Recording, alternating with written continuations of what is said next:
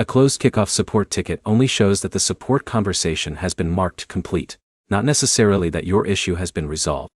By the end, you'll know what a closed Kikoff ticket means, how to review the response you received, and what to do if you still need help. Start by opening the closed ticket and reading the latest message from Kikoff support. The response may include an explanation, a requested action, or instructions for the next step. The first thing to check is whether the support team answered the exact problem you reported. A ticket can be closed after a response is sent, but you may still need to provide information or complete a step before the issue is finished.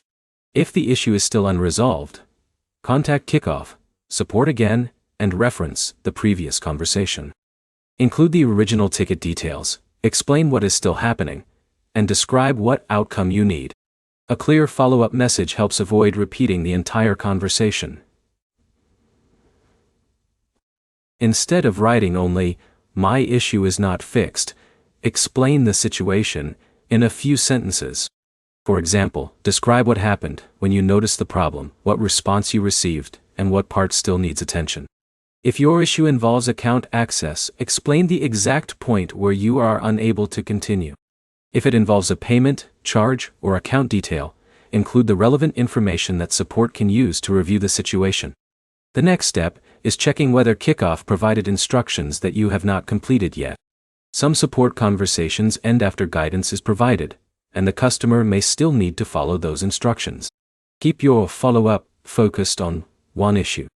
Multiple, unrelated problems in the same message can make it harder for support to identify the main request. Save copies of important support messages and any confirmation details you receive. Having the previous conversation available makes future communication easier. The key points are simple.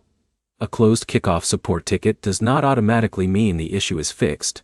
Reviewing the last response shows what happened, and a detailed follow-up gives support the information needed to continue helping. Your next step is to contact Kikoff support with the previous ticket information and clearly explain what remains unresolved.